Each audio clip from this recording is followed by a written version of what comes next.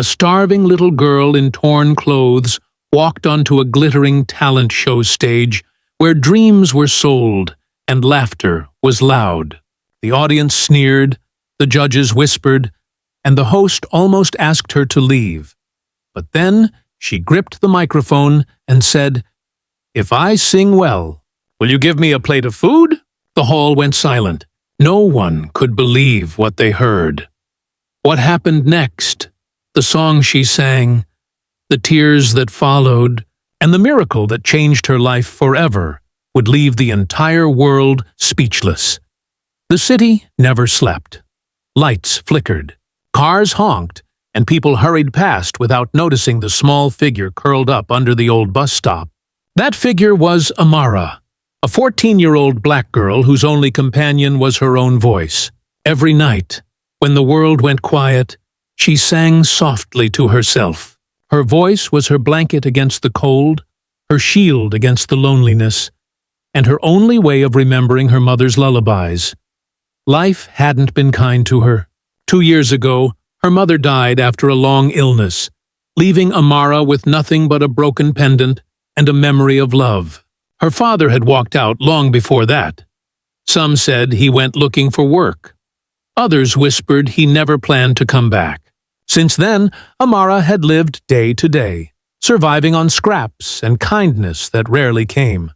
She wore a faded blue dress, torn at the sleeves. Her feet were bare, blistered from walking endless streets. Still, every morning, she'd hum as she collected empty bottles and cans to sell. She always believed, somehow, that things would change. One evening, as she sorted bottles near a tall building, she heard music, loud, joyful music, and a crowd cheering.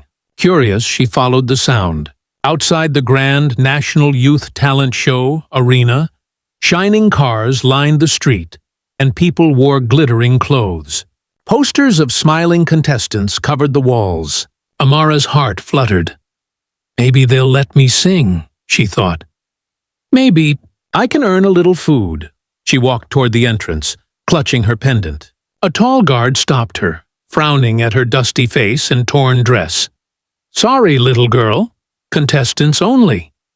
Amara looked up with pleading eyes and whispered, "Please, sir, I just want to sing.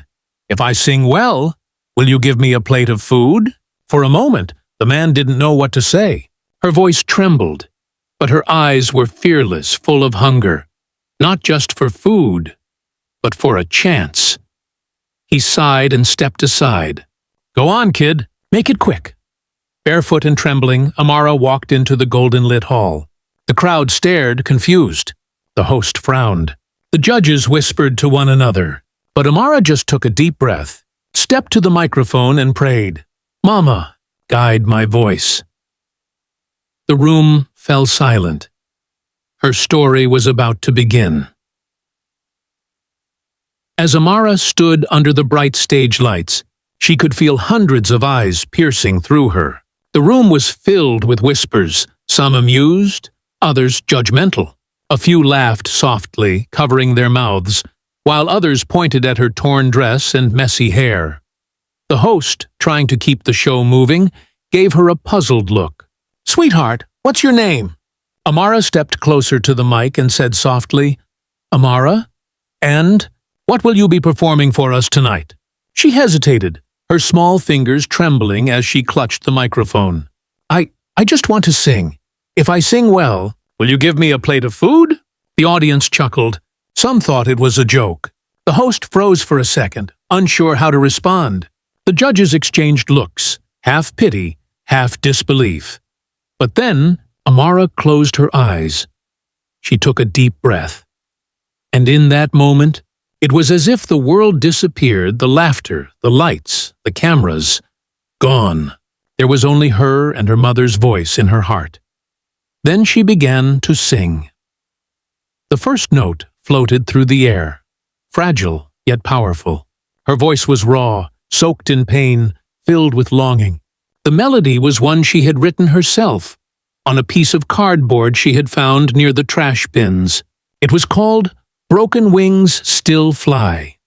Even when the nights are cold, even when the stars don't shine, I'll lift my head and sing again, 'cause broken wings still fly, every note carried a story of hunger, of love, of never giving up. The crowd that once laughed now sat still, their smiles fading into awe. The judges leaned forward, their pens dropping from their hands. One woman in the front row wiped her tears silently. By the time Amara reached the final verse, her voice trembled not from fear, but from the sheer weight of emotion. When the last note echoed across the hall, there was silence. A silence so deep you could hear hearts breaking. Then applause erupted, loud, thunderous, endless. People rose from their seats. Some cried openly. The host, speechless, just whispered, "Ladies and gentlemen, Amara." The little girl who sang for food had just touched the world's soul. When the applause finally died down, Amara stood frozen on stage, unsure if she had done something right or wrong. She had sung from her heart, but now that the clapping stopped, silence wrapped around her once again. One of the judges, a famous producer named Marcus Dean, stood up and said gently, "Amara, that was the most honest voice I've heard in years." Tears welled up in her eyes. "So, do I get a plate of food?" she asked quietly. The audience gasped. The host covered her mouth, trying not to cry. Marcus immediately called backstage, "Someone bring her food now!" Within minutes, a stagehand rushed in with a warm plate of rice and chicken. Amara looked at it like it was treasure. She whispered a small thank you before eating right there, on stage. The crowd didn't move. No one laughed anymore. Instead, they applauded again, not for the performance this time, but for the raw truth of her life.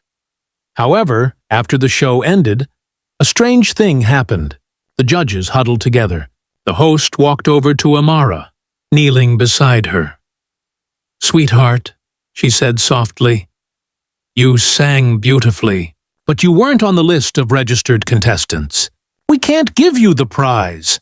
Amara blinked, not fully understanding. "But I sang good, right?" The host smiled sadly. "You sang better than anyone tonight." Amara nodded and said, "That's okay. I already got my plate of food." She smiled, the kind of smile that made even the toughest hearts melt. The staff gave her a small blanket and a place to sleep in the backstage corridor for the night. But none of them knew that something incredible was about to happen. Chatti, member of the audience, had filmed her performance on their phone and uploaded it online with the caption, "A hungry girl sang for food," and left us all in tears. Within hours, the video exploded across the internet. Millions of views, thousands of comments. People around the world were sharing her voice, crying, donating, and asking the same question. Who is this girl? Morning, news channels picked up the story. Street girl steals the show. Homeless child's voice breaks the internet. Amara had no phone, no home, no idea that the world now knew her name. The girl who once sang for food had unknowingly sung her way into history. The next morning, the sun rose over the city as usual, but Amara's world had completely changed, even though she didn't know it yet. While she sat quietly behind the theater, finishing the leftovers from her meal, the internet was on fire with her story. News anchors spoke her name with admiration. Influencers posted about her. Celebrities reshared her video with captions like, "This is what real talent sounds like. Find her. Help her." By noon, the organizers of the National Youth Talent Show were overwhelmed with calls and emails. Thousands demanded that Amara be found and given a chance. Reporters camped outside the studio, hoping to catch a glimpse of the mysterious girl who had sung for food. Meanwhile, Amara was still sitting by the stage door, softly humming her song to herself. She had no idea she was now the most talked-about person in the country. Then, a sleek black car stopped in front of her. Out stepped David Klein, a world-famous music producer known for discovering raw, hidden talent. He had watched her video a dozen times overnight and said in an interview, "Her voice? It's not trained, but it's true. That's what the world needs. Truth." He approached Amara gently. "Are you the little girl who sang last night?" Amara looked up shyly. "Yes, sir. I just wanted to eat," he smiled warmly. "From now on, you'll never have to sing for food again." He offered her his hand and said, "How would you like to record your own song?" Amara blinked in disbelief. "You mean in a real studio?" David nodded. "In the best one." Within days, Amara's life transformed completely. She was given a safe home, new clothes, and, most importantly, a chance to go to school. The first time she saw her own reflection in a clean mirror, she burst into tears. Her first single, "Broken Wings Still Fly," was officially recorded and released. Within a week, it topped the charts. Her voice, once ignored on the streets, now played in cars, cafes, and radios around the world. But through it all, Amara never forgot her promise. When reporters asked what she wanted to do next, she smiled and said, "I want to open a restaurant where no one ever has to sing for food again." Months passed, and Amara's name became known across the nation. From talk shows to radio stations, everyone wanted to hear her story, the girl who once sang for food and ended up changing the world with her voice. But fame didn't change her heart. She still walked barefoot sometimes, just to remember where she came from. She often visited her old bus stop, where she used to sleep under the flickering light. She would leave food there every evening, plates of rice and chicken, wrapped neatly for anyone hungry to find. One night, a reporter followed her quietly and asked, "Why do you still come here, Amara? You have everything now, a home, money, fame." She smiled softly and said, "Because I know how it feels to be invisible. I know how it feels to sing, not for applause, but just for a plate of food."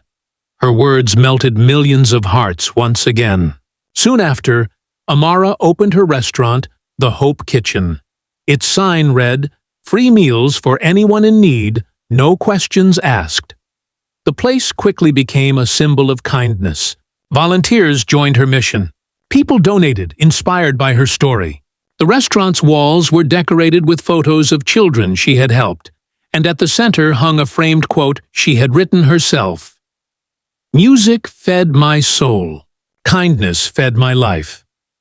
Years later, Amara stood on the same talent show stage where it all began now as a guest judge. The lights shone bright, and the host introduced her as the voice that changed millions. When a nervous little boy walked up and said, "Ma'am, if I sing well, can I get some food?" Amara smiled warmly, eyes glistening.